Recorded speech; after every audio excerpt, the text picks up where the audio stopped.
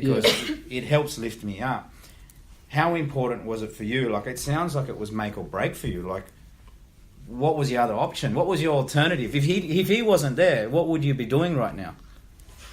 Still chipping away. Still chipping away, to be honest. I would have figured out a way to get there because I was just sick of seeing my future. That's all it was.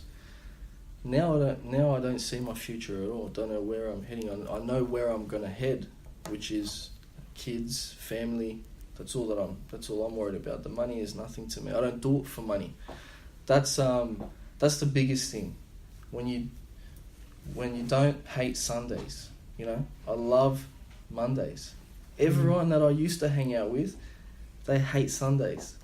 They love Friday, they hate Sunday, and they hate Monday. Because they know Monday's more. coming, right? They hate Monday even more. You know Monday? Monday is probably the only day that I'm up at 4:30 in the morning, and I get most of my shit done on a Monday. Yeah, wow. But you love what you do. That's the thing. Like, your mates who hate the Sunday and well, they're not my mates Monday. anymore, unfortunately. They're no longer with me. If I see them on the street, which, you know what, I'm not even on the same streets that I used to be back in the day. I'm in different streets now. So what do they say to you? Like, when you see your old friends, like, what happens when you see them on the streets? Do you punch on, or what happens? They just pretty much say, "What the fuck are you wearing, mate? You got stripes on your pants. Yeah. What's this pinstripe shit?" Yeah. So what area are you from? Tell us a little bit about, you know, that side of you as when you were a kid. Yeah, grew up in Punchbowl. I was born and raised in Punchbowl.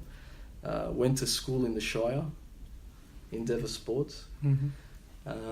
You had a stint overseas, didn't you? Lived in UK for a while. I'm half British. I got a British passport, so I was before all the business. It was always football. So I was a soccer player, professional footballer. Played in Europe. Played for Australia, under 17s in Sweden. So you've always had that competitive nature. That's where I got it from. That's where I got being able to keep being persistent day in, day out. Is you get it from soccer, because in soccer, you've always got people pushing you every minute of the day. You got a coach pushing you. Your peers are pushing you. You're always pushed. You know what I mean? Fantastic. Yeah, that really is. Very inspiring. Very motivating. Yeah. Very inspiring. I love the story. I love it. What do you do now to work on yourself now? You know, like obviously we spend a lot of time in investing in ourselves through education. You know, spending time with people like you, doing these sort of things, you know, like forcing ourselves to learn more. You just said that, you know, you don't have time to read books because you're so busy and all of that sort of thing now. What are the things that you do now to continue to grow? I think it's all about two things for me: habit and ritual. I have habits and I have rituals.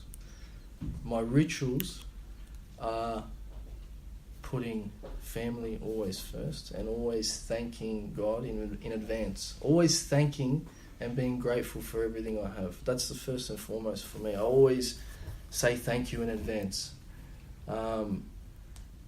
Habit for me is, I used to have very bad habits. I always used to do the same thing over and over again, but now my habit is, my days are exactly the same every single day. I wake up in the morning, I have my shot of coffee, I take my dogs for a walk for at least an hour. That's all I do. Come home, I get on my laptop, I check yesterday's emails. I don't read emails from about 10 o'clock till 3 o'clock. I don't read emails at all. In that time, I'm calling new business, bringing new business in. Close to $80 million from the 24th of December last year to Boxing Day. In 3 days, I settled and closed $48 million worth of work, all off a cold call. All three deals combined was that amount, and that was all off a cold call that I did 2 weeks earlier. So that's crazy, yeah. So would you have, sorry buddy, but would you have, like you said, you just explained your daily rituals. Are there any other things you would do within your day that would get you to such success in your life? You know, like, do you go to the gym, for example? Yeah, now I go to the gym every morning. Of course he does. He's busting out of his shirt, Mark. What type of question is that? I've got a personal trainer. He's an absolute monster. Yeah. And he trains me 3 times a week. Is he bigger than Mark? He's a unit. He's disgustingly big. He's disgustingly big. So you do that, you go to the gym every day. Go to the gym every day. Started dieting now. Before I wasn't. And do you find that your head's a little bit clearer My now? head's so much clearer. Yeah, okay. Ever since I started doing that. We all have... Sorry to interrupt you, Were you just Marco. asking for a friend? Yeah, Mark's looking for a new gym partner. But I think we all have, our rituals, and it's interesting how much they all compound. Like the good habits, as Marco was saying. Like I know Jade's got a pretty good ritual, obviously because I live with her, and you do something similar to that, don't you, Jade? Yeah, like I think when you were just saying I have my shot, and I'm like, what are you shotting? Tequila. Because I have a couple of things I shot, like the apple cider vinegar, which doesn't get easier as the day never gets easier. Shot of coffee, and just practicing gratitude every single morning, because I think if you don't start the day off positively, then your whole day is just potentially going to be messed up. I think. I like how you say you practice gratitude as part of your ritual, because Zaz said it to me multiple times when I fall off the horse with my daily habits. He's like, just like you would brush your teeth before you go to bed, you read a book, you educate yourself, you do one thing that trains your brain, because at the end of the day, your brain, we can all agree, is the strongest muscle in the body. And it doesn't age, it only gets better and stronger as you get older. And it's good that you say that, because a lot of people I've been guilty of it myself, where you wake up, it's a new week, Monday motivation, you go on, you listen to your podcast, you do this, do that, and then by Friday you're like, oh, I'm exhausted, give me the weekend. Because you've had no time to yourself. I think for us, our house in the morning is so calming and peaceful, and it's probably because you've got your time and I have my time, and I think because you don't get time to yourself as soon as you walk out the door, you just don't, even if you try. There's no distractions at say 5 a.m. You know what I mean? Like Marco was saying, he gets up in the morning, he has a shot of coffee, and he goes for an hour walk with his dogs, and I'm pretty sure that you would perform gratitude in that time, because you're blessed. I dreamed of that. I mean? Couldn't do that 3-4 years ago. At 7 o'clock in the morning, I was having a cigarette and waiting for the gate to open to go work as an employee. That's what life's all about. Being able to do whatever you want to do on your terms. I'll do whatever I want to do. I'll be wherever I want to be. It's interesting that you say that you used to have a V and a cigarette, right? Where that was probably one of your bad habits, right? Because I've been there as well. I've had those bad habits, and now you've swapped them for the good habits, where you're training every day, you're taking your dogs for a walk, you're performing gratitude, and you do that over a number of years. That compounds and builds mental fitness. Like it really has built mental fitness for me. 100%. Like I've come a long way in the last 2 or 3 years just by performing those simple habits that everybody that's listening now can control. You don't have to be a rocket scientist to go and do all of those things, right? You don't need to go have a uni degree or anything. These are things that you can control. Exercise, eating right, drinking enough water, performing gratitude, all of those things we can control, and not enough people do it. I used to be quite guilty of not doing it, right? Now I don't start my day without it, and I'm sure you don't either, Marco, right? Yeah, 100%. I think it's about replacing old habits. You can't change without replacing old habits with new ones. You got to get rid of them. You can't just say, I'm stopping this today. I'm stopping drinking a can of V or a bottle of V. I'm stopping the cigarettes. You have to replace it with something good. That's right. That's science. Actual fact. So what else do you do, Marco? Like everything you do, I'm doing, but I'm not worth $1 billion, right? I'm not worth $1 billion. Tell me the secret, right?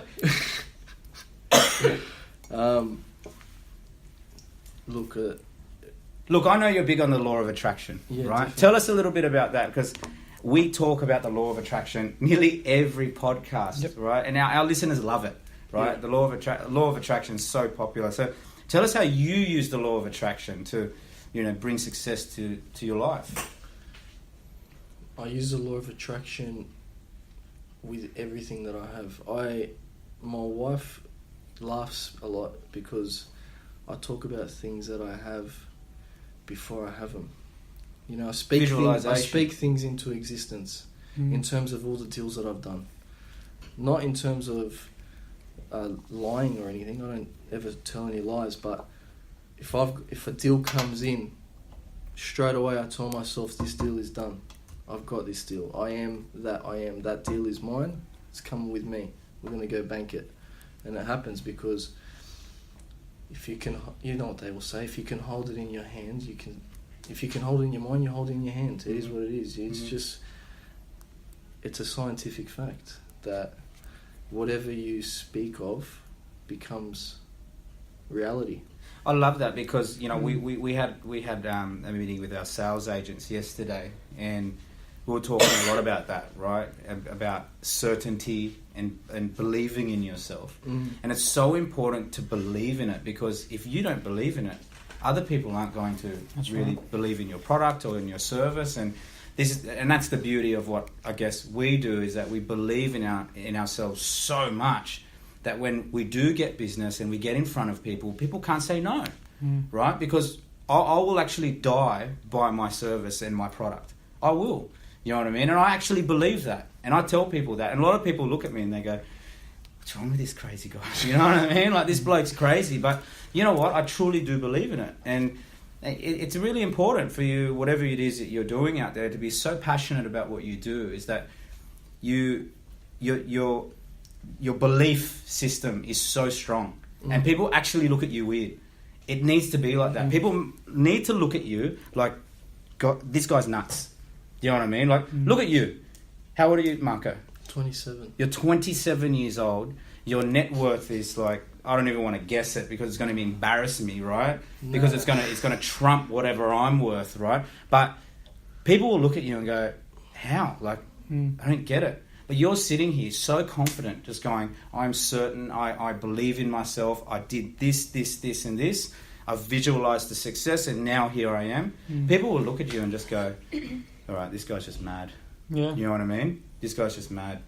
One thing I really do like as well, you've got a very similar dynamic to Jade and Zar, where you and your wife owns a beauty salon. Yeah, correct. Jade and Zar both together own a hair salon, so it's a very similar dynamic, both of you in real estate and stuff like that as well.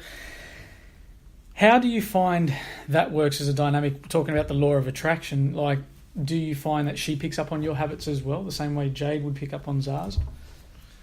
Yeah, my wife is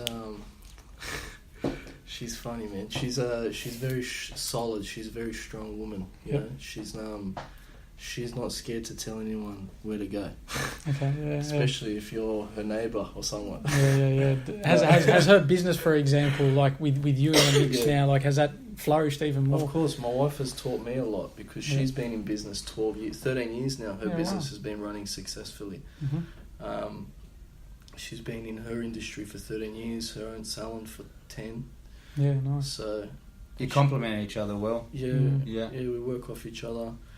We look now we come to the time in our point where we just want to have a family and let my business run things, and Samantha's business can just slowly just continue doing what it's doing.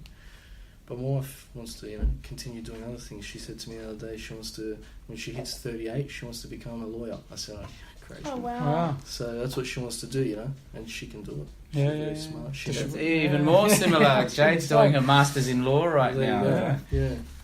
Wow, so it's a mini version of you. Yeah. It's funny, the more I know, when I get into business more, and the more I do, I always used to think there was this end point, right, where you just go, all right, well, I'm happy with what I've achieved, and you just kind of cruise from there. But I find that I get hungrier and hungrier and hungrier, and Jade's the same, right? Jade, I know Jade just gets more hungry every day. Isn't that right, Jade? Marco, is that the same for you as well? Like, do you just continue to get hungry? Or are you just like, you know what, I've reached a point, I'm happy with where I'm at, I've got all my properties, my net worth is X amount, my wife's got, all of this business, I'm really happy, I just want to have kids and kind of cruise? Or are you still hungry to achieve more? Always. It's not, I'm always unimpressed and want to be more involved. Do you know what I mean? I don't want to stand still, because when you stand still, you just rot like an apple. You need to continuously move forward. I don't plan on stopping until I'm at least. So I guess it's almost like like you said, it's always, even if you're making $1 million a